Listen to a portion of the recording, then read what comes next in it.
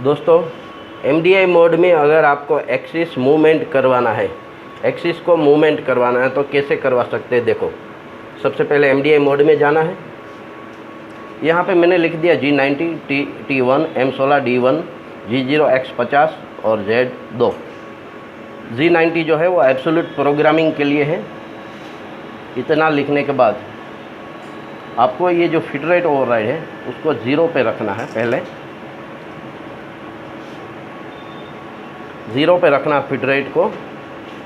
और एक बात सुन लीजिए, अगर ये काम करना है आपको तो टूल नंबर 1 का X और Z एक्सिस का 0 सेट किया हुआ होना चाहिए। ठीक है, ये आपको ध्यान में रखना है।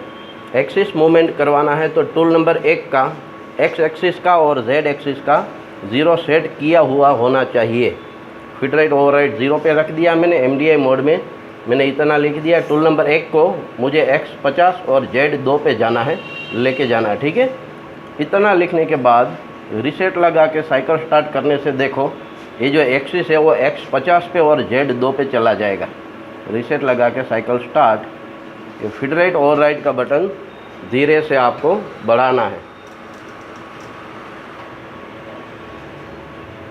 देखो अभी ये जो टूल है वो X में 50 के ऊपर है, 50 के डायमीटर के ऊपर, और Z में जहाँ पे 0 सेट किया हुआ है वहाँ से 2 mm दूरी पे है। और यहाँ पे भी लिखा हुआ आ जाएगा। देखो X में अभी हमारा जो टूल है 1 नंबर का वो X में 50 पे है और Z में 2 पे।